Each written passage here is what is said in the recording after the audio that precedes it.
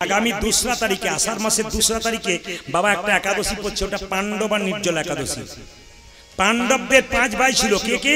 যুধিষ্ঠির, ভীম, অর্জুন, নকুল, সহদেব। সবাই একাদশী করতে পারতো, কিন্তু ভীম পারত না। কেন? পেটের মধ্যে একটা অগ্নি ছিল, ক্ষুধা, ওটার নাম বিক। বিক নামক অগ্নি ছিল। ভীম বলতো আমি যা পারবো পারবো, আমি উপবাস করতে পারবো না। বলছে উপবাস না করলে তো উদ্ধার হবে না, একাদশী করতে হবে।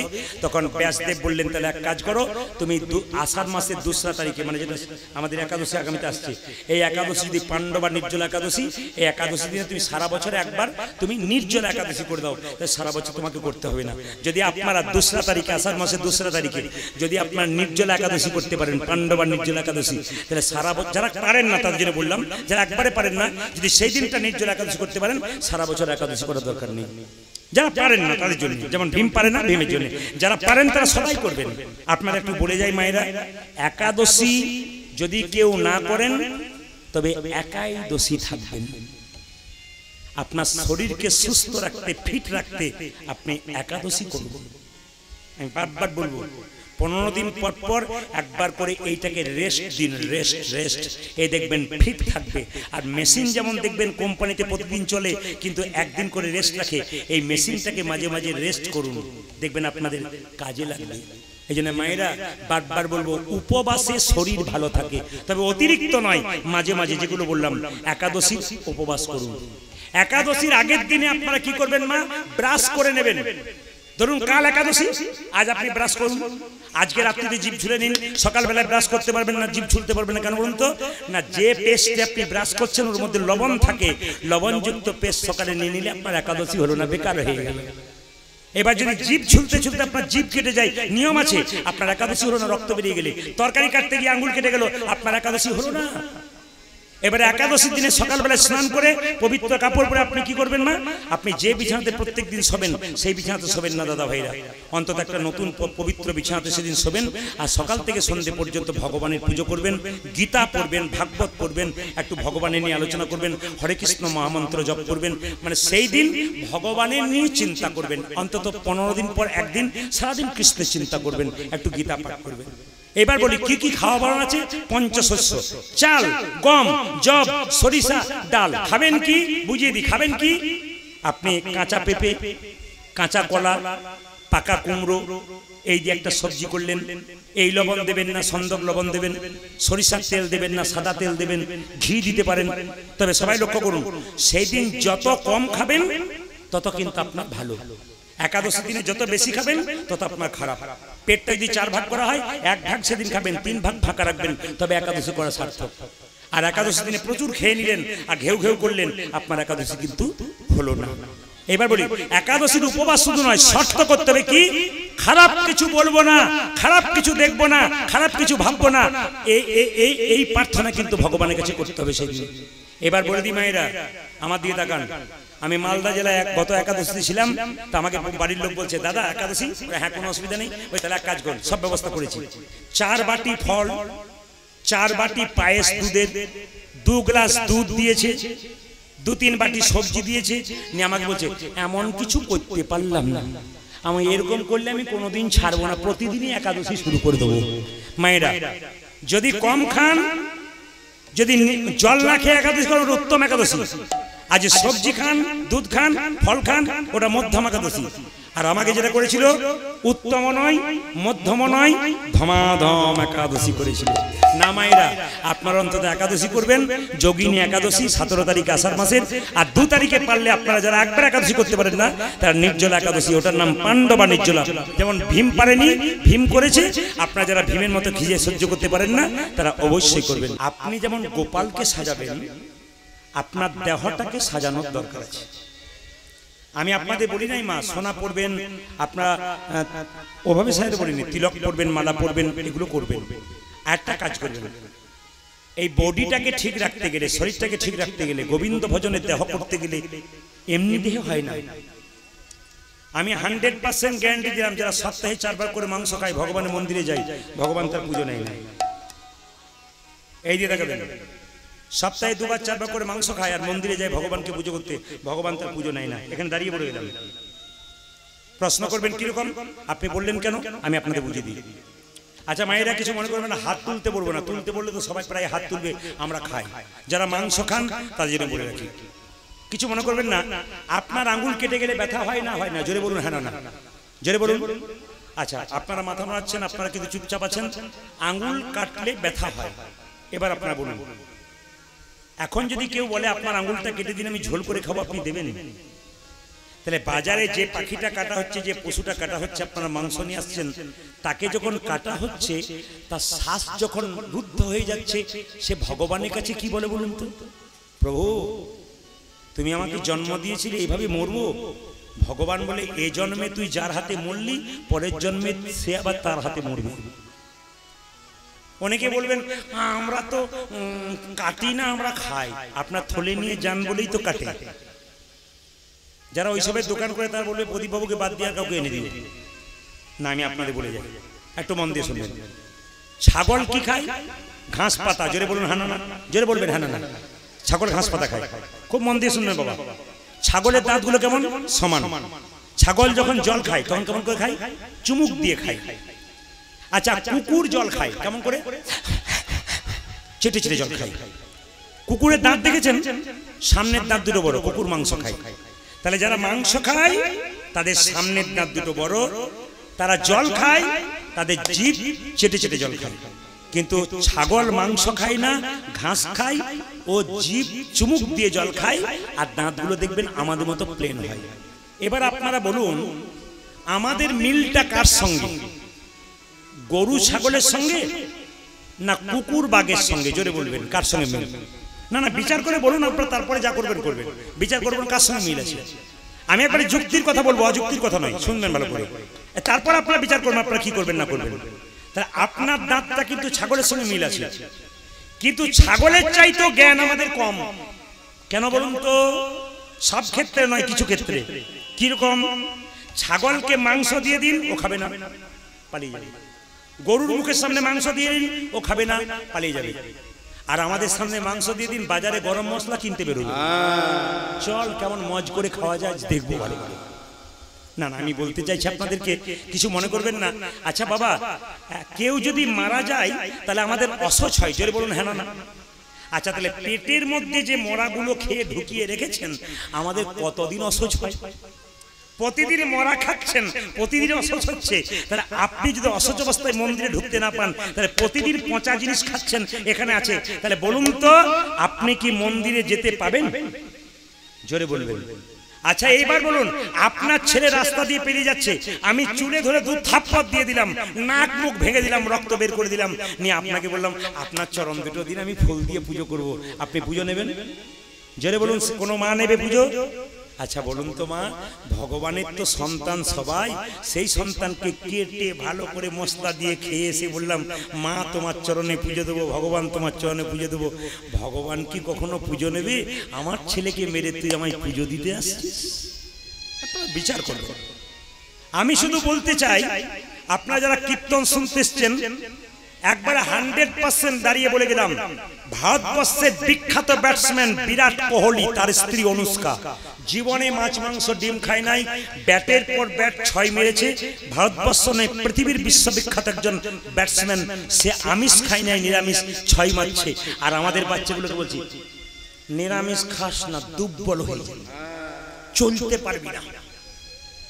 বিরাট কোহলিকে দেখাবে কি করছে। আইজাক নিউটন বিখ্যাত বিজ্ঞানী, ঈশ্বর বিশ্বাস করতেন।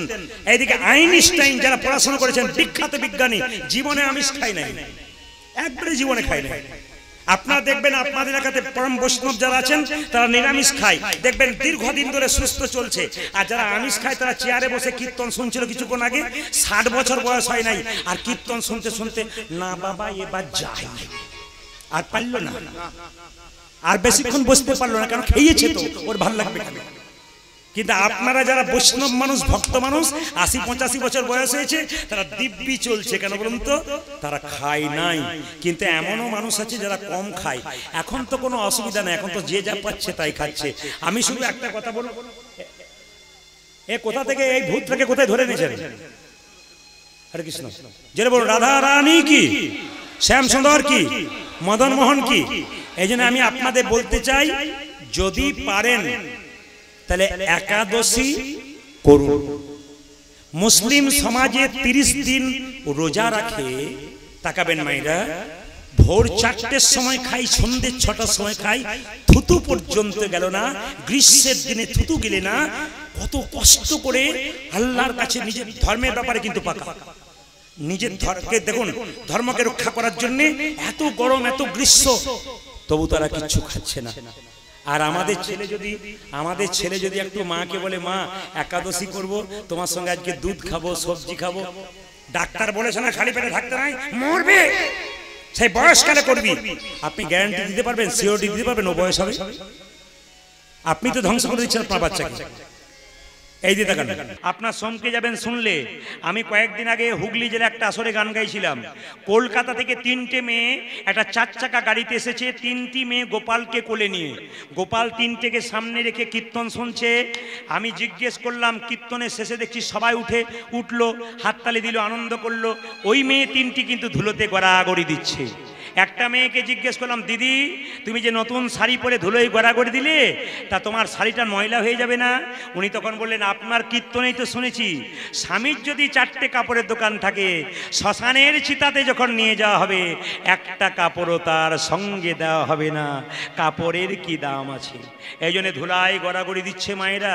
আমার দিকে তাকাবেন, যে যেখানে বসে আছেন, মুকুন্দ সরকার ধুলায় গড়াগড়ি দিল, আর যে না গড়াগড়ি দিল অর্ধেকটা পেটের রোগ ভালো হয়ে গেল। আর সঙ্গে সঙ্গে মুকুন্দ বলে, দেখি দেখি দেখি দেখি তুমি হাঁ করো তো, তোমাকে আসল ওষুধটা দিয়ে দিই। যে না আসল ওষুধটা দিয়েছে, অমনি নবাবের সমস্ত রোগ ভালো হয়ে গেছে। নবাব বলে উঠল, মুকুন্দ। মুকুন্দ বলল, কার এত বড় সাহস যে আমার নাম ধরে রাখছে? নবাব বলল, আমি হলাম সারা বাংলার নবাব হুসেন শাহ। বাহ, তুমি নবাব? হ্যাঁ, আমি তোমাকে পরীক্ষা করতে এসেছিলাম, তুমি কত বড় কবিরাজ। সত্যি তুমি বড় কবিরাজ, তবে তোমাকে এখানে রাখবো না, আমি মালদায় গৌড়ে তোমায় নিয়ে চলে যাব।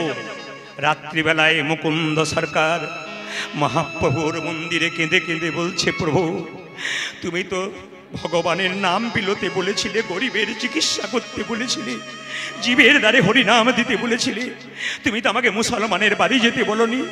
মহাপ্রভু আকাশবাণী করে বললেন, মুকুন্দ, ঈশ্বর যা করে তা, জোরে বলুন, জোরে বলবেন, ঈশ্বর যা করে তা। আমি জোরে শুনতে চাই, ঈশ্বর যা করে তা।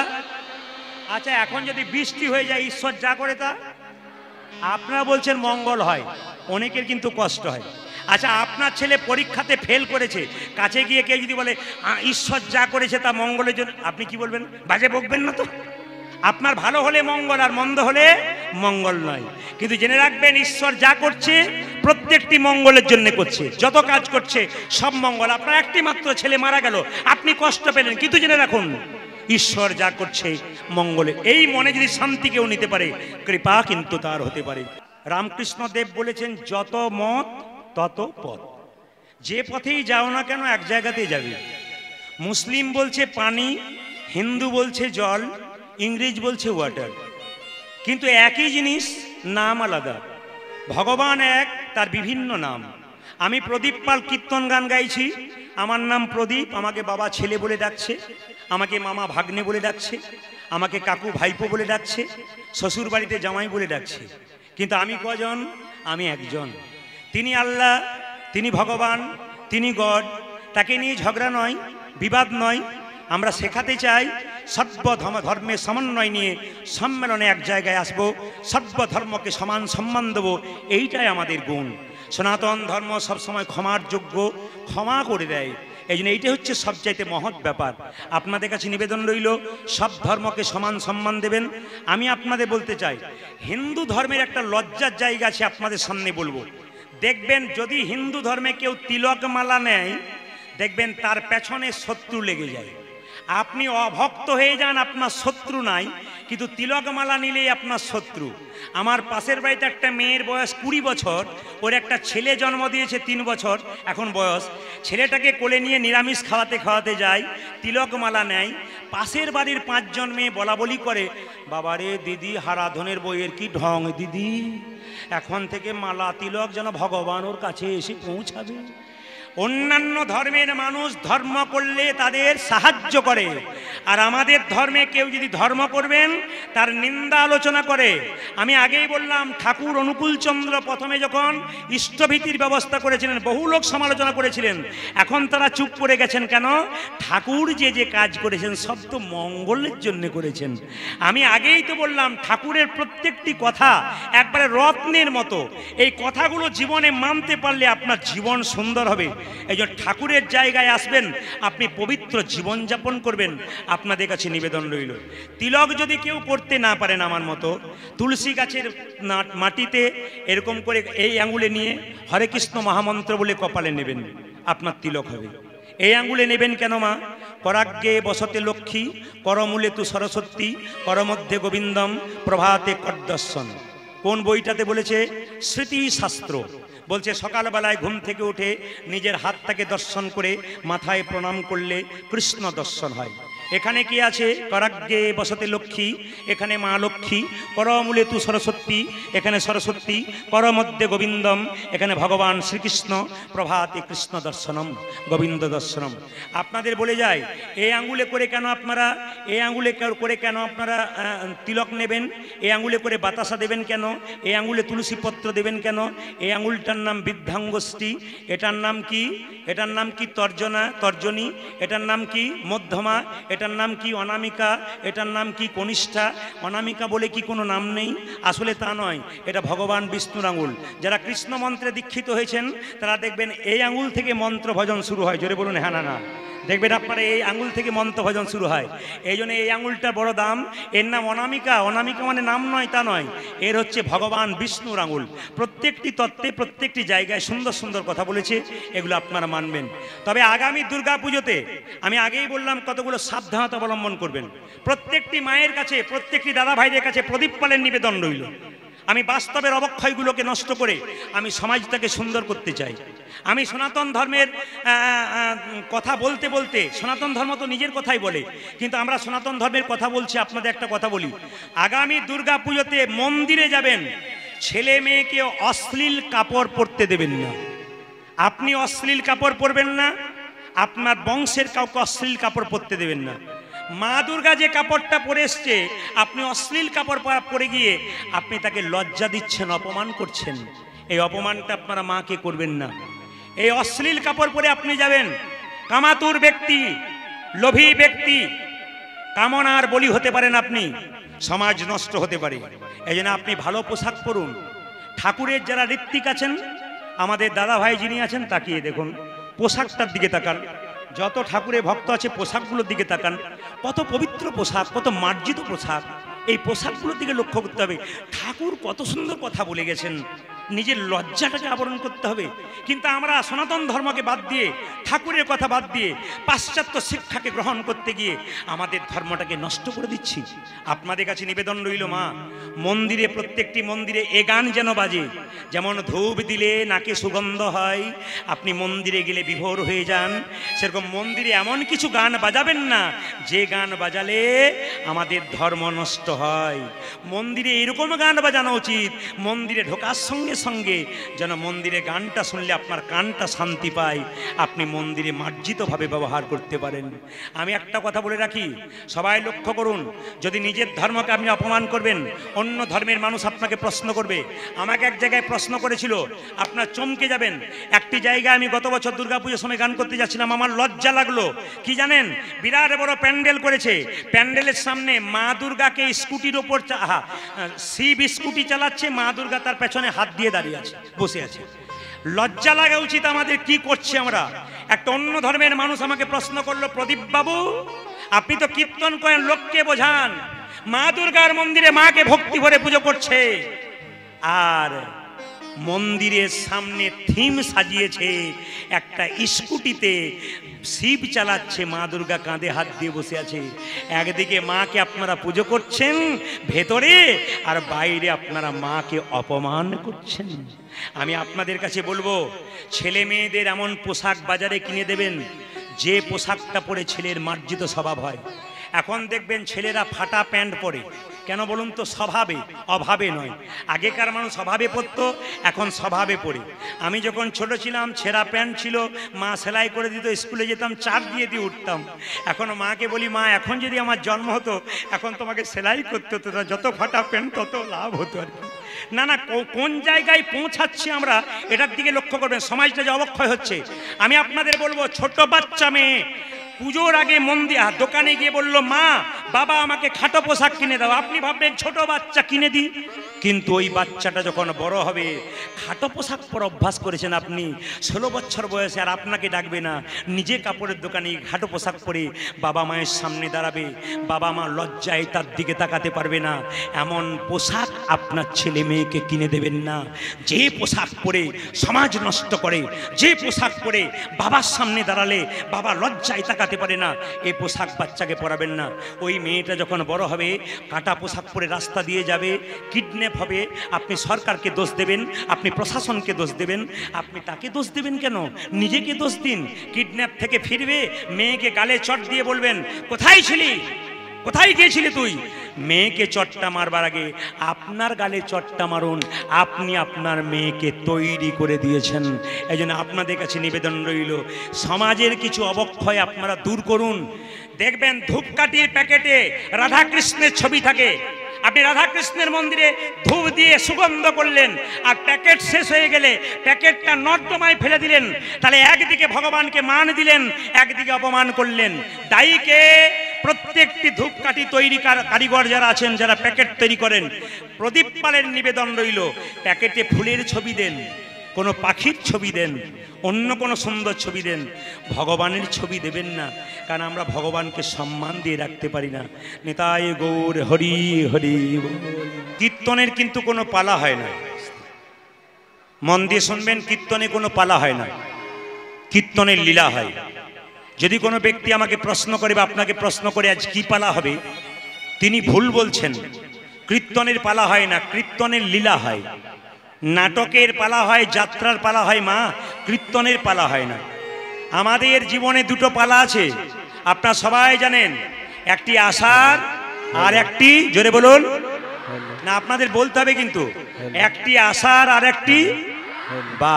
আচ্ছা, একটু ঠান্ডা মাথায় উত্তর দিন প্রভুর কাছে, কি যারা কীর্তন শুনতে এসছেন তাদের কোন পালা শেষ হয়েছে, আষাঢ়টা না যাওয়ারটা? জোরে বলুন, একটু জোরে বলুন।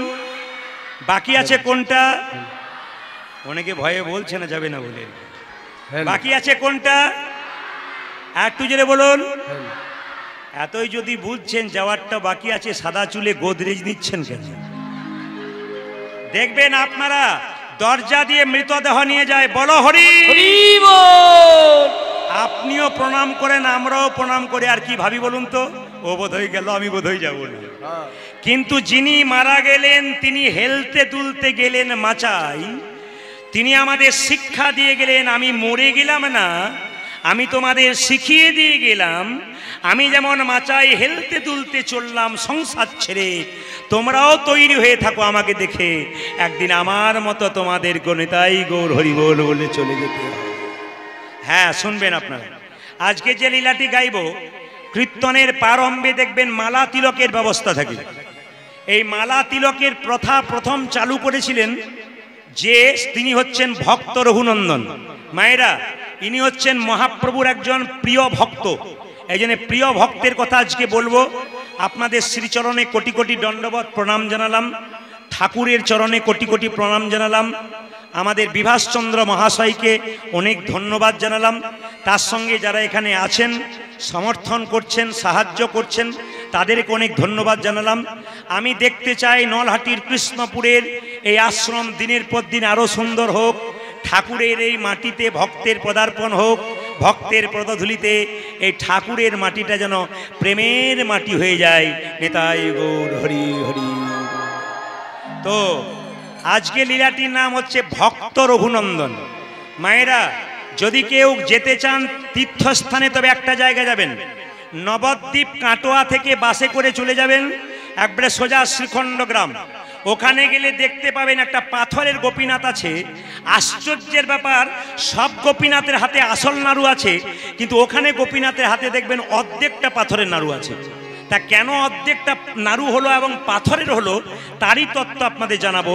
ছোট্ট রঘুনন্দন 5 বছর বয়সে গোপীনাথকে নাড়ু খাইয়েছিল।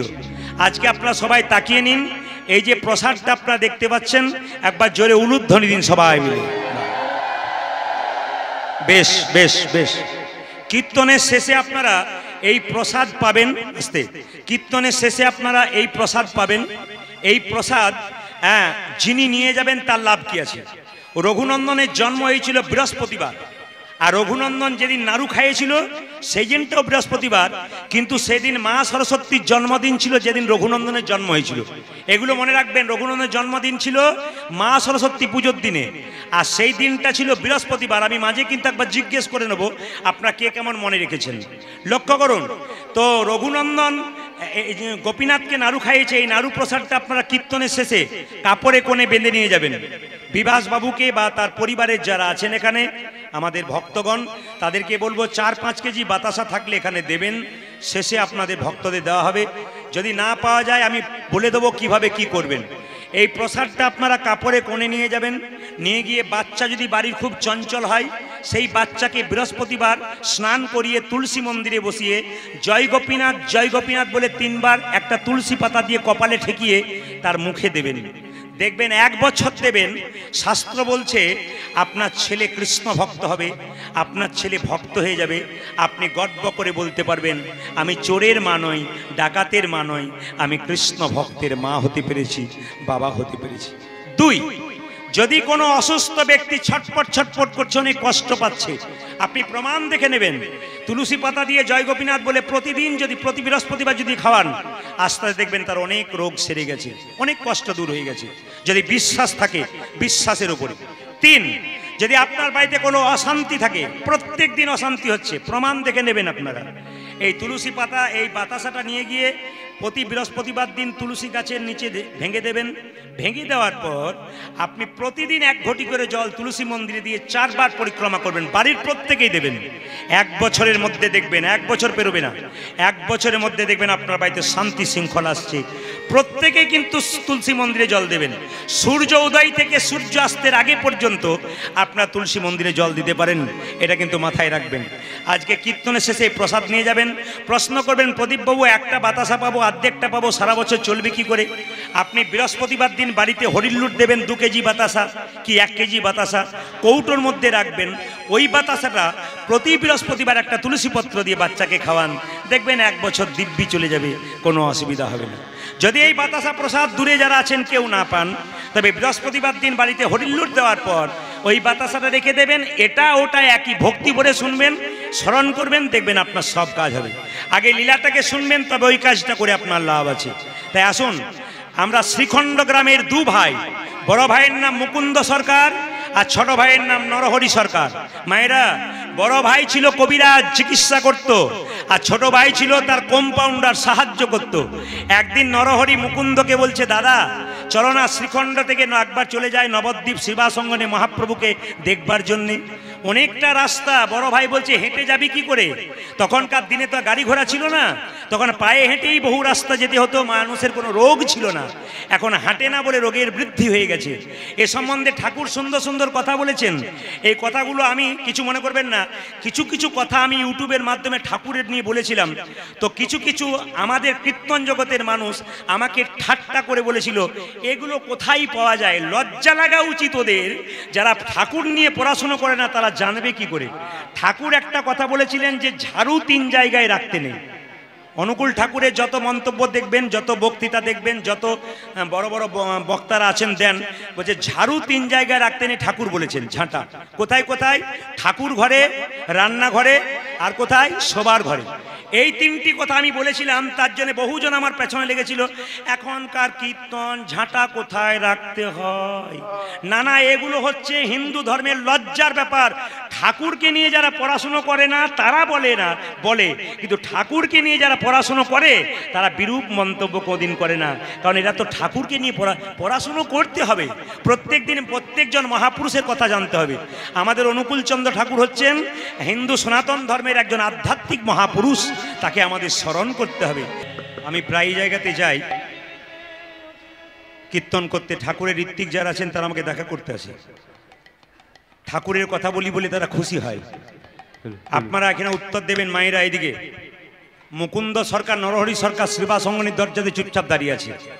আচ্ছা বলবেন আপনারা, যে গাছে ফল ধরে তার ডালটা উঁচু দিকে যায় না নিচের দিকে যায়? জোরে বলুন, আমি জোরে শুনতে চাই। যে গাছে ফল ধরে সেই গাছের ডালটা আর একজন বলছে উঁচু দিকে, কোন দিকে যায়? নিচের দিকে। আর যে গাছে ফল ধরে না সেই গাছটা উঁচু দিকে। জ্ঞানী ভক্ত যারা হয়, প্রকৃত ভক্ত যারা কৃষ্ণ ভক্ত হয়, তারা সব সময় নিচু হয়। যদি হও নিচু তবে পাবে কিছু, উঁচু হলে পাবে না। চাপা কলে জল নিচ্ছ, আগে কলসিটা নিচে রাখো তবে জল পড়বে। সোনার কলসি যতই দামি হোক, একটা জিনিসের কাছে তাকে মাথা নত করতে হয়, একটা গ্লাসের কাছে। ঠিক সেরকম আপনি কোটি টাকার মালিক হতে পারেন, যদি সাধুগুরু বৈষ্ণবের চরণে মাথা নত না করতে পারেন, আপনার জীবন কোনোদিন সুন্দর হতে পারে। মন দিয়ে শুনে নেবেন আপনারা মায়েরা। মুকুন্দ নরহরি যখন চুপ করে দাঁড়িয়ে আছে, মহাপ্রভু মনে মনে ভাবলো, ভক্ত যদি কাই মনে কোনো বাঞ্ছা করে, ভগবানের সাধ্য নাই সেই বাঞ্ছা নাহি পুরে। ভক্তের মনের ইচ্ছা পূর্ণ করে। আপনি মন্দিরে গিয়ে একই কথা বারবার বলুন, দেখবেন ভগবান আপনার মনের ইচ্ছা পূর্ণ করবে। যে ভগবানকে ডাকে তার ঘরের চাল ফুটে জল পড়ে, তার ছেঁড়া কাপড় হয়। আর যে ভগবানকে ডাকে না, বুক ফুলিয়ে ঘুরে বেড়ায়, তার দেখবেন কিছু হয় না। তাহলে ভক্ত যারা হয় তাদের ছেঁড়া কাপড় কেন হয়? তাদের ঘর ফুটে জল পড়ে কেন? তাহলে তো হরিনাম করবেন না।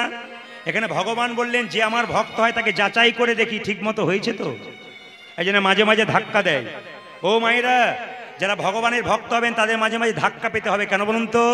যে পড়াশুনো করে তাকে তো পরীক্ষা দিতে হয়, যে পড়াশুনো করে না তাকে পরীক্ষা দেবার কোনো দরকার হয় না। এই জন্য যারা ভক্ত হয় তারা পরীক্ষা দেয়, তারা পড়াশুনো করে, এই জন্য পরীক্ষা দিতে হয়। তবে শুনে রাখুন, যারা অন্যায় করছে, পাপ করছে, ভগবান বলল প্রত্যেককে দুটো করে কলসি দিয়েছি, একটা পাপের কলসি, একটা পুণ্যের কলসি। যারা সংসারে পাপ করে করে বেড়াচ্ছে, অন্যায় করে করে বেড়াচ্ছে, আপনারা মনে মনে ভাবছেন তার তো কিচ্ছু হচ্ছে না, বুক ফুলিয়ে ঘুরে বেড়াচ্ছে। এখানে তত্ত্ব বলছে, এই পাপের কলসি ওদের এখনো পূর্ণ হয় নাই। যখন পূর্ণ হবে, 100 ভাইয়ের মতো, পঞ্চপাণ্ডবের 100 ভাইয়ের মতো ভিখারির মতো রাস্তায় ঘুরে বেড়াবে। আর যারা কষ্ট পাচ্ছেন তারা কি মনে মনে ভাবছেন কষ্ট হচ্ছে? জেনে নিন, পুণ্যের কলসি যেদিন আপনাদের পূর্ণ হয়ে যাবে, সেদিন ভগবান শ্রীকৃষ্ণের চরণ যুগল আপনাদের লাভ হয়ে যাবে। এই জন্য বলে রাখি, ভগবান কি পরীক্ষা করলেন? শ্রীবাস বলে কি, 2 ভাই এসেছে, বড় ভাইয়ের নাম মুকুন্দ, ছোট ভাইয়ের নাম নরহরি। ওদের মধ্যে যে ছোট ভাই তাকে বলে দাও, সে আমার সঙ্গে সারা জীবন কীর্তন করবে, আমার সঙ্গে সঙ্গে থাকবে।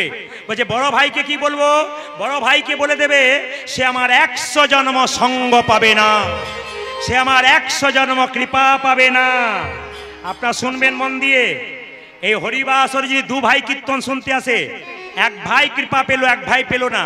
যে পেল তার তো আনন্দ হবে, যে পাবে না তার কত কষ্ট হবে। শ্রীবাস এসে বলছে, তোমাদের মধ্যে ছোট ভাইকে? এই যে আমি, কি নাম? আমার নাম নরহরি সরকার। এ প্রভু তোমার জন্য বলেছে তুমি সারা জীবন প্রভুর সঙ্গে থাকবে, হরিনাম করবে। বড় ভাই বলছে, আমার জন্য কি বলেছে? আমি তো তাকে টেনে টেনে নিয়ে এলাম, আমার জন্য কি বলেছে? শ্রীবাস বলল, তোমার জন্য বলেছে, তুমি 100 জন্ম কৃপা পাবে না, কৃপা পাবে না, তুমি 100 জন্ম সঙ্গ পাবে না, সঙ্গ পাবে না।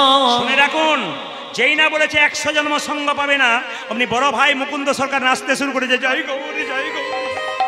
আপনার চমকে যাবেন না? যাকে বললো 100 জন্ম কৃপা পাবে না, সে জয় গৌর বলে নাচছে কেন মায়েরা? শ্রীবাস বলছে, হ্যাঁ গো, তোমাকে প্রভু বললো 100 জন্ম কৃপা পাবে না, তুমি জয় গৌর বলে নাচছো। আমাকে বললে আমি তো বিষ খেয়ে আত্মহত্যা করে দিতাম। একথা শুনে মুকুন্দ বলছে, শোনো শোনো শ্রীবাস, শোনো শোনো শিব, প্রভু যদি বলতো কোনো জন্মে সঙ্গ পাবো না, সঙ্গ পাবো না, তাহলে না হয় আমি বিষ খেয়ে আত্মহত্যা করে দিতাম, তাহলে আমি না হয় বিষ খেয়ে আত্মহত্যা করে দিতাম। প্রভু বলেছে 100 জন্ম সঙ্গ পাবো না, সঙ্গ পাবো না, 100 জন্ম আমি গৌর গৌর বলে কেঁদে বেড়াবো, গৌর গৌর বলে কেঁদে বেড়াবো। যখনই 100 জন্ম পেরিয়ে যাবে, 101 জন্মে প্রভুর সঙ্গ আমি এসো একজনে প্রভু সঙ্গ পাবো। 3 ঘন্টার কীর্তন, আস্তে আস্তে 3 ঘন্টার কীর্তন শুনতে এসে কতজনের কোমরে ব্যথা হয়, হাঁটু ব্যথা হয়, 6 বার ওঠে 6 বার বসে। আর মুকুন্দ সরকার বলল 100 জন্ম ধরে কাঁদবো, 101 জন্মে তো গৌর কৃপা পাবো। এর থেকে কি শিক্ষা পেলেন? ধৈর্য যার ভগবান তার, ধৈর্য যার নাই ভগবান তার নাই। এই জন্য প্রত্যেকের কাছে নিবেদন রইল, 100 ভাইয়ের দাদা দুর্যোধন তিনি ছিলেন চঞ্চল, তিনি ভগবান হারালেন। 5 পাণ্ডবের দাদা যুধিষ্ঠির তিনি ছিলেন স্থির ব্যক্তি, তিনি ভগবান পেলেন। ও মায়েরা, আপনার পাশে বসেই কীর্তন শুনবে, আপনি দেখবেন ছটপট ছটপট করছে। তার মানে কি? চঞ্চল ব্যক্তি জীবনে উন্নতি নাই, স্থির ব্যক্তি জীবনে উন্নতি আছে। আজকে কিন্তু পরম প্রেমময়, তিনি দেখতে পাচ্ছেন আমাদেরকে কে কেমন মন দিয়ে কীর্তন শুনছে। আপনি বুঝতে পারছেন না, তিনি বুঝছেন। যেমন মন দিয়ে কীর্তন শুনবেন, কৃপা কিন্তু তেমন আপনার উপরে হবে। এই জন্য কৃপা যদি পেতে হয় প্রথমে ধৈর্যের দরকার আছে। মায়েরা, ভগবানের নাম শুনলে কি হয়? আপনার সংসারের উন্নতি হয়, আপনার ছেলের মঙ্গল হয়, আপনার পরিবারের মঙ্গল হয়।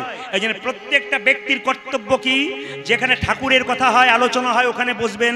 যেখানে ভাগবত কথা হয় সেখানে বসবেন। যেখানে রামায়ণ কথা হয় সেখানে বসবেন।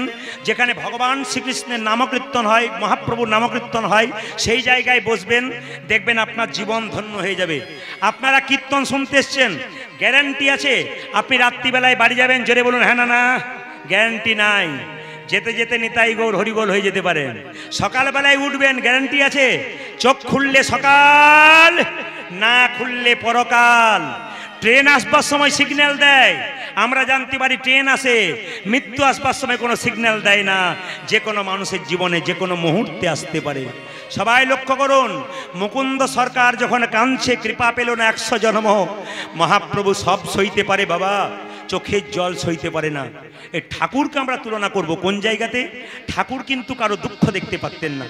পরম প্রেমময় অনুকূল চন্দ্র ঠাকুর কারো দুঃখ দেখতে পারতেন না, তার পাশে গিয়ে দাঁড়াতেন। সর্বধর্মের মানুষকে তিনি এক করেছেন। আজকে কৃষ্ণপুর জায়গাতে দেখতে পাচ্ছি সর্বধর্মের মানুষ তারা একসঙ্গে বসে এখানে কীর্তন শুনছে। এর চাইতে মহামিলন আর কোন জায়গায় দেখতে পাবো? এই জন্য আপনাদের বলে যায়, মন দিয়ে শুনে রাখুন মায়েরা। মুকুন্দ যখন কাঁদছে, মহাপ্রভু বলছে, মুকুন্দ তুমি কাঁদছো কেন? প্রভু, আমার ভাইকে তুমি কৃপা করলে, আমাকে করলে না কেন? সঙ্গে সঙ্গে মহাপ্রভু বুঝিয়ে দিলেন, মুকুন্দ, এ সংসারে যারা বড় ভাই হয় তাদের দায়িত্ব সব চাইতে বেশি হয়। বনের মধ্যে বড় বড় গাছ যেমন ছোট ছোট গাছগুলোকে ঝড়ঝঞ্ঝা থেকে রক্ষা করে, এ সংসারে যারা বড় ভাই হয় তাদের দায়িত্ব সব চাইতে বেশি হয়। ও মুকুন্দ, তোমরা 2 ভাই মিলে কীর্তন করতে চলে এলে, বাড়ির সবাই না খেয়ে মরবে। এই জন্য তোমাকে আমার সঙ্গে রাখলাম না, তোমার ভাইকে রাখলাম। তুমি বাড়ি ফিরে যাও, তোমার মাথায় হাত দিয়ে আশীর্বাদ করে দিলাম মুকুন্দ, তুমি কাল থেকে বাড়িতে গিয়ে যাকেই চিকিৎসা করবে তারই রোগ ভালো হয়ে যাবে। বাড়ি যখন ফিরে এলো, তার স্ত্রী শরীর খারাপ। আসলে কিছু মনে করবেন না, কেউ যদি কিছু পেয়ে যায় অহংকার হয়ে যায়। ভগবান বলে, দিয়ে ধন দেখে মন কেড়ে নিতে কতক্ষণ। ও মায়েরা, ভাবছো বসে চলবে কিসে? ঠাকুরের কথা, পরম প্রেমময় ঠাকুরের কথা। ভাবছো বসে চলবে কিসে? তুমি ভাববার কে? ভাবছো বসে চলবে কিসে? তুমি ভাববার কে? যিনি ভাববার তিনি ভাবছেন, তুমি ভাবো তাকে। আপনি চিন্তা করছেন গালে হাত দিয়ে কি চলবে? আমি আগেই বললাম, ঈশ্বর যা করে তা মঙ্গলের জন্য করে। মায়েরা মনে রাখবেন, ঈশ্বর যা করে তা মঙ্গলের জন্য করে। একটা প্রমাণ দিয়ে দিই আপনাদের, একটু মন দিয়ে শুনুন। এক রাজা জমিদার আর এক প্রজা, মানে জমিদার, রাজার মন্ত্রী দুজনে রাস্তা দিয়ে যাচ্ছে। মন্ত্রী একটা কথা বলে, হ্যাঁ রাজা, কি? ঈশ্বর যা করে তা মঙ্গলের জন্য করে। রাজা খালি বলে, তোমার মুখে একই কথা, ঈশ্বর যা, ও কথা বন্ধ করো তো। আর মন্ত্রী একই কথা বলে, ঈশ্বর যা করে তা মঙ্গলের জন্য করে। একদিন রাজা আর মন্ত্রী দুজনে বনে যাচ্ছে হরিণ শিকার করতে। হঠাৎ রাস্তায় যেতে যেতে একটা পাথরে জোরে রাজার পাটা হোঁচট খেয়েছে, আর পা দিয়ে গড় গড় করে রক্ত পড়ছে। তখন মন্ত্রী বলছে, ঈশ্বর যা করে। আচ্ছা বলুন তো কি অবস্থা হয়?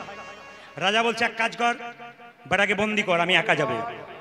মন্ত্রীকে বন্দি করেছে মা। রাজা একাই গেল বনে। গভীর বনে ঢুকে গেল একটা মা কালীর মন্দির। প্রত্যেক দিন একটা করে মানুষ বলি দেওয়া হয়। আজকে কাউকে পাই নাই, পাবি তো পা রাজাকে পেয়েছি। রাজাকে ধরে খুঁটোতে ঢুকিয়ে যেই না বলতে গেছে জয় মা, দাঁড়াও দাঁড়াও, যখনই বলি করতে যাচ্ছে, আচ্ছা বলুন তো ছাগল যখন বলি দেওয়া হয় পায়ে খুঁত হয়ে গেলে আর লাগে? জোরে বলুন। যে ঘুমাচ্ছে সে বলুন, ঘুমাচ্ছে দু একজন, বললাম। এই দিকে তাকান, এইদিকে মায়েরা সবাই লক্ষ্য করুন, পায়ে খুঁত হয়ে গেলে কাজে লাগে? এখন যে না রাজার পায়ে গড় গড় করে রক্ত বেরোচ্ছে, লোকে তো চেনে না রাজা, দু থাপ্পড় দিয়ে বের করে দিয়েছে। রাজা যেতে যেতে মনে মনে ভাবছে, মন্ত্রী তুমি ঠিকই বলেছি, ঈশ্বর যা করে তা মঙ্গলের জন্য করি, ভাগ্যে হোঁচট খেয়েছিলাম বলে বেঁচে গেলাম। মন্ত্রী বলছে আমি যাই নাই, আমার জন্য ঈশ্বর মঙ্গল করে বলে কেন? আমি যদি তোমার সঙ্গে যেতাম, তুমি হোঁচট খেয়েছিলে বলে বেঁচে গিয়েছিলে, আমার নিতাই গৌর হরি বল হয়ে যেত। ঈশ্বর যা করে তা মঙ্গলের জন্যেই করে। তাই সবাই লক্ষ্য করুন মায়েরা, মুকুন্দ সরকার বাড়ি ফিরে এলো। আমি আপনাদের একটা কথা বলবো, কোনো জিনিস পেয়ে অহংকার করবেন না, অহংকার পতনের মূল। মুকুন্দ সরকার চিকিৎসা করতে করতে অহংকার হয়ে গেল। ভগবান বলল, মুকুন্দ তোমার এত অহংকার, তোমার স্ত্রীর শরীরে একটা কঠিন রোগ দিয়ে দেবো, দেখি তুমি ধরতে পারো কিনা। কি হয়েছে তোমার? স্বামী, যেদিন থেকে তুমি নবাবের সঙ্গে গেছো, আমার চোখ জ্বালা করে, পা জ্বালা করে, গা জ্বালা করে, কেন আমার এমন হয়? মুকুন্দ সরকার মনে মনে ভাবছে, আমি সারা বাংলার চিকিৎসা করি আর তোমার রোগ ভালো করতে পারবো না? দেখি দেখি দেখি দেখি দেখি, তুমি হাঁ করো তো, তোমার জিভটা দেখি, জিভটা দেখালো। দেখি তোমার চোখ দেখি, চোখ দেখালো। দেখি তোমার হাত দেখি, হাত দেখালো। দেখি তোমার পায়ের তলগুলো দেখি, পায়ের তলগুলো দেখালো। রোগ ধরতে পারলো না। রাত্রিবেলায় মুকুন্দ সরকার মহাপ্রভুর মন্দিরে গিয়ে কেঁদে কেঁদে বলল, প্রভু বলে দা, প্রভু বলে আমি সারা বাংলার চিকিৎসা করি, আমার স্ত্রী রোগ ধরতে পারছি না কেন? রাত্রিবেলায় মহাপ্রভু আকাশবাণী করে বললেন, মুকুন্দ আমি যা ভেবেছিলাম তাই হয়েছে। সারা বাংলার চিকিৎসা করতে করতে তোমার ভেতরে অহংকার হয়ে গেছে। মুকুন্দ সরকার কেঁদে কেঁদে বলল, প্রভু আমি ক্ষুদ্র জীব, কখন আমার অহংকার হয় আমি জানি না। সত্যি যদি অহংকার হয়েছে, আমার পতন ঘটাও। মহাপ্রভু কি করলো মা? চিবানো পান তাকে দিল, তোমার স্ত্রীকে দিয়ে দাও, দেখবে তোমার স্ত্রীর রোগ ভালো হয়ে যাবে। মায়েরা যারা পান খান, হাত তুলবার দরকার নেই। পান যারা খায় তারা অমৃত খায়। প্রশ্ন করবেন অমৃত কেন? সমুদ্র মন্থনের সময় মা সমুদ্র থেকে যখন অমৃত উঠেছিল, লক্ষ্য করুন, সমুদ্র থেকে যখন অমৃত উঠেছিল তখন দেখবেন মায়েরা, দেবতা অসুরদের মধ্যে মারামারি চলছিল অমৃত নিয়ে। এক ফোঁটা অমৃত মাটিতে পড়েছিল, তার থেকে পান গাছের জন্ম হয়েছিল। মায়েরা, যে শুধু পান খায় তার উপকার হয়, আর পানের সঙ্গে যদি আপনি মশলা খান তাহলে দাঁতগুলো আপনার ওই কি ফল বললাম, তরমুজের বীজের মতো হয়ে যায়। ওই জন্য আপনাদেরকে বলে রাখি, মশলাযুক্ত পান নয়। মহাপ্রভু সন্ন্যাসের আগে পর্যন্ত পান খেয়েছে, সন্ন্যাসের পরে পান খায় নাই। ও মায়েরা, যাদের বিয়ে হয়েছে তারা উত্তর দেবেন। আচ্ছা বলুন তো, ছেলে যখন বিয়ে করতে যায়, মেয়েকে যখন নিয়ে আসা হয় বিবাহের আসরে ছাতনাতলায়, চোখে কি ঢাকা দেওয়া হয়? জোরে বলুন। বাবারে কি মুখস্থ হয়ে আছে। আপনারা তো এখানে বললেন, কালকে যেখানে ছিলাম সেখানে একটা বাচ্চা ছেলেগুলো চিৎকার করে বলছে পান, মানে ওরা কত জানে। কি ঢাকা দেওয়া হয় মা? পান। আচ্ছা আপনারা সবাই তো বিয়ে করেছেন, বলুন তো পান ঢাকা দেওয়া হয় কেন? অত যদি জানবো তাই তোমায় ডাকবো কেন? জেনে নিন আপনারা। পান হচ্ছে যোগমায়া। মেয়েটি যখন পানটা সরিয়ে স্বামীর দিকে তাকায় তখন মায়ার যোগ হয়। ছেলেটি মেয়ের দিকে তাকালো, পানটা সরিয়ে, মেয়েটি মায়ার যোগ হলো। এই গানটা এক জায়গায় করেছি। একজন বয়স্ক কাকা বলছে, বাবা তুমি যে বললে পান সরালে মায়া হয়, আমার দুটো ছেলে দুটো বউ খালি ঝগড়া করছে, মায়াই নাই। বললাম, কাকা বাবু মায়া থাকবে কি করে? পান ঢাকা দেবার আগে রাস্তাতে কতবার দেখা হয়ে যাচ্ছে, ওই জন্যে আর মায়া নাই। আপনারা লক্ষ্য করুন, চিবানো পানটা তার স্ত্রীকে দিয়েছে মা, আর তার স্ত্রীর গর্ভে সন্তান এসেছে। ঠাকুর অনুকূল চন্দ্র কতগুলো কথা বলেছেন, এইটা বলবার জন্য এই জায়গায় এলাম। পেটে বাচ্চা থাকলে অনুকূল চন্দ্র ঠাকুর প্রেমময় সুন্দর কথা বলেছেন। পেটে বাচ্চা থাকলে মেয়েদের পেটে আজকে ঈশ্বরচন্দ্র বিদ্যাসাগরের মতো ছেলে নাই কেন? আজকে বিবেকানন্দের মতো ছেলে নাই কেন? আজকে রবীন্দ্রনাথের মতো ছেলে নাই কেন? ঠাকুর বললেন, এরোপ্লেন সব জায়গায় ওড়ে, নামে না সব জায়গাতে। এয়ারপোর্টে নামে। এই জন্য মায়েরা, মহাপুরুষের আত্মা চারিদিকে ঘুরে বেড়াচ্ছে, আপনাদের প্ল্যাটফর্মটা আপনারা ঠিক রাখতে পারেন নাই, এটা ঠাকুর বলেছেন। ওই জন্য মেয়েদের পেটে বাচ্চা থাকলে ঠাকুর বললেন প্রত্যেকটা মেয়ে স্নান করে প্রত্যেক দিন তুলসী মন্দিরে জল দেবে, একটু গীতা ভাগবত পড়বে, সবাই লক্ষ্য করুন, পড়বে, যদি পড়তে না পারে মাথায় ঠেকাবে। আর কি করবেন মা? সাধুগুরু বৈষ্ণবের চরণে প্রণাম করবেন। আর কি করবেন? মহাপুরুষের ছবি দেখবেন। আপনি ঈশ্বরচন্দ্র বিদ্যাসাগর, রবীন্দ্রনাথ, সকলে মহাপুরুষের ছবি আপনি দেখবেন পেটে বাচ্চা থাকে, তাহলে কি হয়? মহাপুরুষের ভাব কিছুটা ছেলেদের মধ্যে হয়। এই জন্য আপনাদের কাছে নিবেদন রইল, পেটে বাচ্চা থাকলে এই নিয়ম করবেন। আপনাদের নলহাটি এলাকায় আছে না? আমাদের এলাকায় আছে। পেটে বাচ্চা থাকলে ডাক্তারের কাছে যাই, আর ডাক্তার বলে তোর কোনো চিন্তা নাই, ঘাড়ে বালিশ পায়ে বালিশ দিয়ে শুয়ে থাক আর স্ক্রিন টাচ মোবাইল দেখে সময় কাটা, অসুবিধা নেই। এখনকার মেয়েরা পেটে বাচ্চা থাকলে ঘাড়ে বালিশ পায়ে বালিশ দিয়ে শুয়ে থাকে, স্ক্রিন টাচ মোবাইল দেখে। বাচ্চা যখন জন্ম নেয় তখন মেয়েটি বলে, বাবারে আমার ছেলে টুকটুক করে কি তাকাচ্ছে, কি যেন খুঁজে বেড়াচ্ছে। কিছু খোঁজে নাই, ওই স্ক্রিন টাচ মোবাইল খুঁজে বেড়াচ্ছে। এখন আপনারা মায়েরা বলেন না, বাবারে আমার ছেলে কি মোবাইল খুঁজতে জানে গো? কেন বলুন তো? আপনি যেমন করবেন। অর্জুনের স্ত্রীর নাম কি ছিল? সুভদ্রা। মহাভারতের দিকে গেলে দেখবো অর্জুনের স্ত্রীর নাম সুভদ্রা। গর্ভের মধ্যে ছিল কে? অভিমন্যু। মায়েরা, বাবা অর্জুন কি করেছিল? সুভদ্রার কানে চক্রগুয়ে ঢোকার গল্পটা বলেছিল। মা জেগেছিল, বাচ্চা জেগেছিল, চক্রগুয়ে ঢোকার কথা শুনেছিল, বেরোবার কথা বলতে গেছে, মা ঘুমিয়ে গেছে, মায়ের জন্য সন্তান নিতাই গৌর হরিবোল হয়ে গেছে। ওই জন্যে মা গর্ভে বাচ্চা থাকাকালীন যেমন করবেন আপনার আচার বিচার, সেরকম আপনার বাচ্চা হবে। ঠাকুরের কথাগুলো মানবেন, দেখবেন ঠাকুর কত সুন্দর গৃহস্থের টুকিটাকি সুন্দর সুন্দর কথা বলেছেন, এগুলো আপনারা মানবেন, আপনাদের জীবন সুন্দর হবে। একটু হাত তুলে বলবেন, বাচ্চা জন্ম নিলে মুখে কি দিতে হয়? নিম পাতা। নিম পাতা নাকি? মধু? আচ্ছা, হাত তুলে বলবেন মধু দিলে কি হয়? মিষ্টি মিষ্টি কথা বলে। আপনাদের বিশেষ আলোচনা বলছে মধু দিলে মিষ্টি কথা বলে না, প্রমাণ দেখুন। আপনার বাচ্চাকে মধু দিলে মিষ্টি কথা বলে না, কেন? আপনি মধু দিন, তত্ত্বটা জেনে নিন, সবাই জেনে নিন। বাচ্চা জন্ম নেওয়ার পর বাচ্চা কান্নাকাটি না করলে ডাক্তারবাবু থাপ্পড় মেরে মেরে কান্না করেন। যে বাচ্চা কাঁদে না সে সুস্থ বাচ্চা হয় না ডাক্তারি বিদ্যায়। তো লক্ষ্য করুন, বাচ্চা যখন জন্ম নেয় মায়ের দুগ্ধ পান করতে পারে না, খুব কান্নাকাটি করে, তখন মধু দিয়ে বাচ্চার কান্না বন্ধ করা হয়। কিন্তু আপনার দুটো সময়ে মধু দেবেন, আপনার বাচ্চা মিষ্টি মিষ্টি কথা বলবে। শাস্ত্র সুন্দর কথা বলেছে। কি বলেছে মায়েরা? আতুর ঘর থেকে 1 মাস পর বাচ্চাকে নিয়ে এসে স্নান করে মন্দিরে শুয়ে দিয়ে মুখে একটু মধু দিয়ে ভগবানের কাছে প্রার্থনা করবেন, প্রভু আমার ছেলে যেন মিষ্টি মিষ্টি কথা বলে। এই একটা। আর যেদিন অন্নপ্রাশন হয়, মায়েরা অন্নপ্রাশন কেন হয় বাচ্চাদের জেনে নিন। মায়ের গর্ভে থাকাকালীন আমরা মলিন খাবার খাই, ময়লা খাবার, আমাদের মুখটা অশুদ্ধ হয়ে যায়। ওই জন্য ভগবানের প্রসাদ দিয়ে আমাদের মুখটাকে শুদ্ধ করা হয়, এই জন্য অন্নপ্রাশন করা হয়। অন্নপ্রাশনের দিনে আপনি পরমান্ন দেবার আগে বাচ্চার মুখে মধু দিয়ে ভগবানের কাছে প্রার্থনা করবেন, হে প্রভু আমার বাচ্চা যেন মিষ্টি মিষ্টি কথা বলে। আপনার বাচ্চা মিষ্টি মিষ্টি কথা বলবে। এই ছেলে জন্ম নিল, নাম রাখলো কি মা? ভক্ত রঘুনন্দন।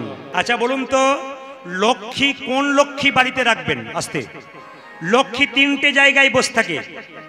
একটা পেঁচার ওপরে, একটা পেঁচার ওপরে, 2 নম্বর হচ্ছে পদ্ম ফুলের ওপরে, একটা হাতির ওপরে লক্ষ্মী বসে থাকে। কোন লক্ষ্মী বাড়িতে থাকলে গৃহে শান্তি হয়? 3টেতেই শান্তি হয়, মনে রাখবেন। যে লক্ষ্মীকে আপনারা হাতির ওপরে রাখবেন, হাতি বাহন, হাতিকে বাহন ডেকে যে লক্ষ্মী থাকবে বাড়িতে, ও বাড়ি কিন্তু সুখে থাকবে। সবাই লক্ষ্য করুন, যারা ব্যবসা করছেন তারা হাতির উপরে লক্ষ্মী চাপানো আছে, সেই লক্ষ্মী রাখবেন, শাস্ত্র বলছে। এইবার বলি, বাড়িতে একা লক্ষ্মী পুজো করবেন না মা, নারায়ণকে পুজো করবেন। লক্ষ্মী একা পুজো করলে লক্ষ্মী চঞ্চলা হয়ে যায়। ওই জন্য গরুর পাখির ওপরে নারায়ণ বসে আছে, এই অবস্থায় পুজো করবেন। আর লক্ষ্মী হাতির ওপরে বসে আছে, এই অবস্থায় আপনারা পুজো করবেন।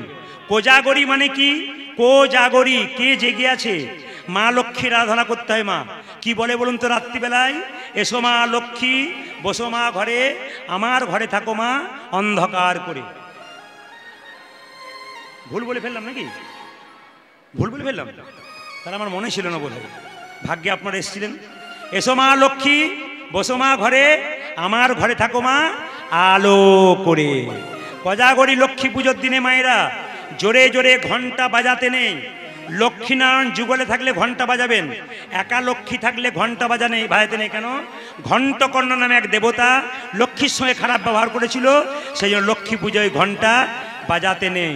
সবাই মিলে বলুন, মা লক্ষ্মী কি, মা লক্ষ্মী কি, মা লক্ষ্মী কি। এই যে রঘুনন্দন জন্ম নিল, ইনিকে কামদেব মদন। এই কামদেব মদনের 5টা বাণ, যখন কামদেব মদন ভগবানকে মেরেছিল, ভগবান বলল আমার দেওয়া বাণ তুই আমায় মারলি, আমি অভিশাপ দিলাম তোর মর্তকুলে জন্ম হোক। কামদেব মদন কেঁদে কেঁদে বলল, অভিশাপ যদি দিলে মর্তকুলে জন্ম হোক, আশীর্বাদ দাও যেন তোমার চরণ সেবা করতে পারি। আগে জীব সেবা, তারপর শিব সেবা। সমস্ত ব্যক্তির কাছে আমার নিবেদন, এতক্ষণ দাঁড়িয়ে বসে যারা কীর্তন শুনলেন, আমার ডান দিকে এত বয়স্ক বাবারা আছেন, মায়েরা আছেন, বাচ্চা ছেলেরা আছে, সামনে অগণিত ভক্তের সম্ভার আছে, বহু দূরে দূরে অনেক ভক্ত চেয়ারে বসে আছেন, অনেক দূরে অনেক ঋত্বিক বসে আছেন, বাঁ দিকে বহু ভাইরা বসে আছেন।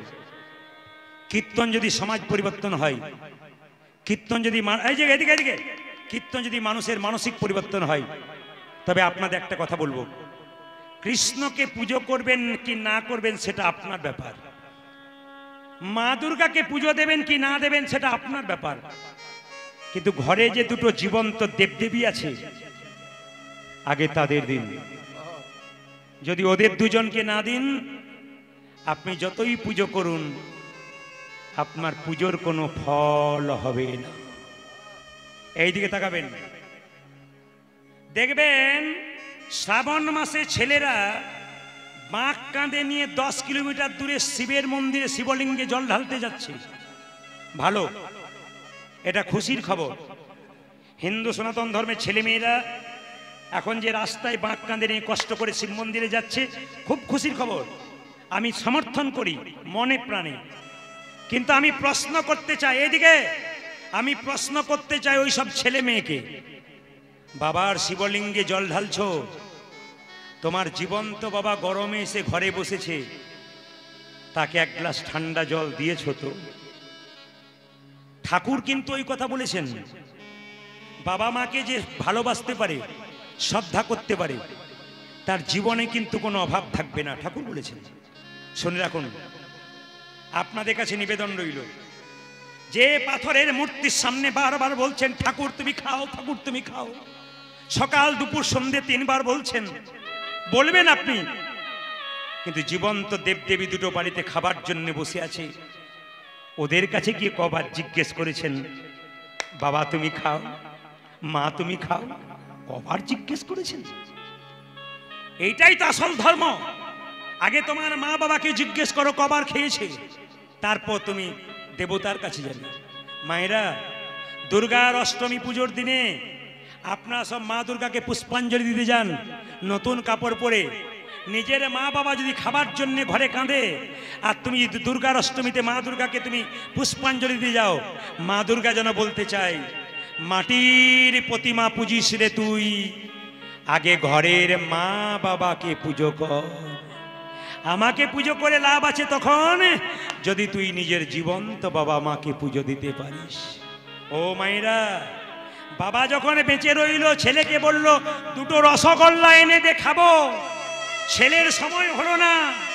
বাবা যখন মরে গেল, 2000 লোককে নিমন্ত্রণ করে 4টে করে রসগোল্লা খাওয়ালো।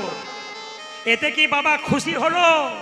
বাবা ওপর থেকে বলতে লাগলো, হ্যাঁ রে খোকা, আমি যখন চাইলাম তখন দিলি না, লোককে খাওয়ালি, আমায় তুই খাওয়াতে পারলি না। আপনাদের কাছে নিবেদন রইল, বাবা মা বাবার মতো আপন পৃথিবীতে কেউ নাই। সবার কাছে নিবেদন রইল, একটা মায়ের পেটে যখন বাচ্চা থাকে, 10 মাস 10 দিন মা গর্ভে ধারণ করে, সেই ছেলে যখন বড় হয়ে কোনো বড় বাজারে কলকাতায় ফ্ল্যাট কেনে, শ্বশুর শাশুড়ি আত্মীয় স্বজনের জায়গা হয়, কিন্তু বাবা মায়ের জায়গা হয় না। কি লাভ আছে কীর্তন শুনে যদি আসল জায়গাটা আপনি দুর্বল করে দিলেন? আমি আপনাদের কাছে নিবেদন রাখবো, যদি কম বয়সে পরিশ্রম করে কোনো বৃদ্ধাকে আপনি অপমান করছেন, আপনি তৈরি হয়ে থাকুন, আপনার ছেলে যখন বড় হবে আপনাকে অপমান করে ঘাত ধরে ঘর থেকে বের করবে, সেই দিনই বুঝবেন আপনি ফল কি পাচ্ছেন। কাঁদালে কাঁদিতে হয়, এ কথাটা মিথ্যে নয়। যে যেমন কর্ম করে মা, তার কর্ম অনুযায়ী ফল হয়। এই জন্য কাউকে কাঁদাবেন না, কাউকে কাঁদালে আপনাকেও কাঁদতে হবে। মায়ের মতো আপন কেউ হয় না।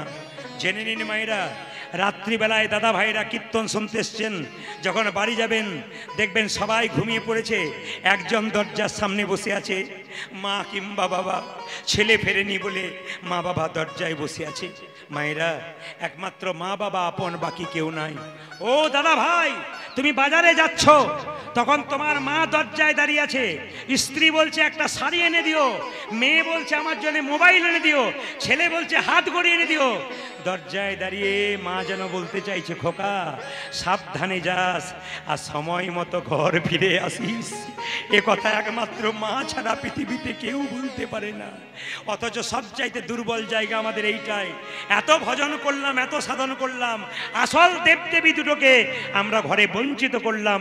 লাভ নেই কীর্তন শুনে, লাভ নেই ধর্ম করে, যদি জীবন্ত বাবা মাকে তুমি সেবা না দিতে পারলে কোনো লাভ নেই, তোমার করাটাই বেকার হয়ে গেল। রঘু, আজকের পুজোটা তুই কর। রঘু বলল, বাবা আমি তো মন্ত্র জানি না।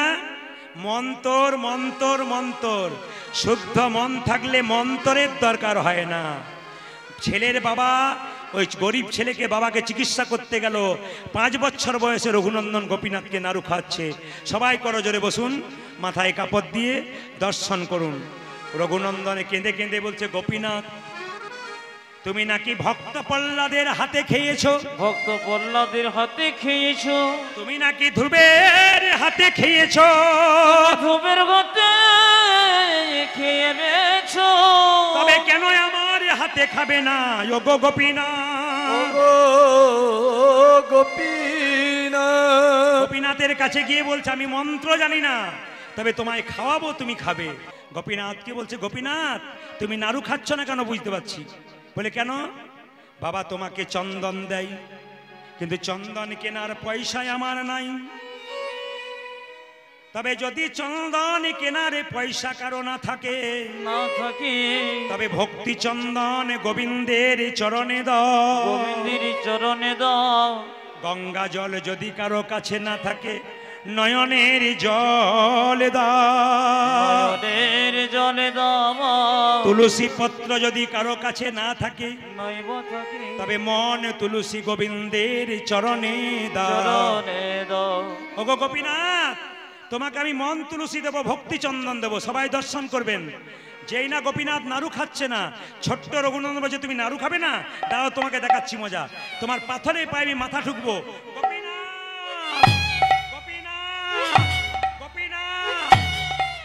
রক্ত আর চোখের জলে মন্দির ভেসে যাচ্ছে। পাথরের গোপীনাথ বলছে, রঘুরে পত্রং পুষ্পং ফলং তয়ং যৌমে ভক্ত প্রযচ্ছতি তধাম পরিহিতমস্মানি প্রতাত্মম। ওরে শোন রঘু, কেউ যদি ফুল না পেয়ে পাতা দেয় আমি তাই গ্রহণ করি, পাতা না পেয়ে যদি জল দেয় আমি তাই গ্রহণ করি। তুই রক্ত আর চোখের জলে আমার চরণে ভিজিয়ে দিয়েছিস, আমি কি তোর হাতে নাড়ু না খেয়ে থাকতে পারি? পাথরের গোপীনাথ হাত বাড়িয়ে বলল, রঘুনন্দন নাড়ু দে। রঘুনন্দন নাড়ু দে। রঘুনন্দন নাড়ু দে। গোপীনাথ নাড়ু খাও।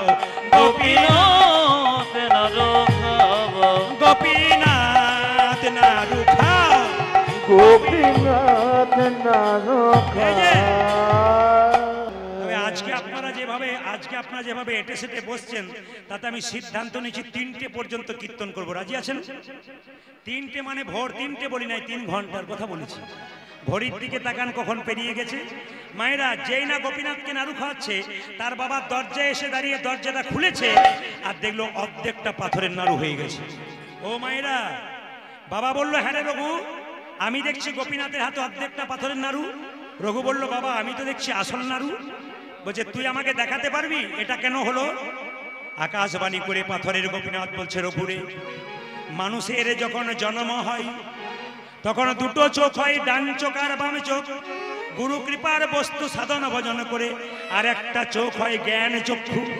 তোর যে জ্ঞান চক্ষুর উদয় হয়েছে, তোর বাবার এখনো হয় নাই। তুই তোর হাতটা তোর বাবার মাথায় দে, দেখবি দেখতে পাবে আমি নাড়ু খাচ্ছি। মায়েরা আপনার সব জায়গায় জানেন যে পিতার পুণ্যে পুত্রের উদয় হয়, আজকে প্রমাণ দিয়ে দিল পুত্রের পুণ্যে পিতার উদয় হয়।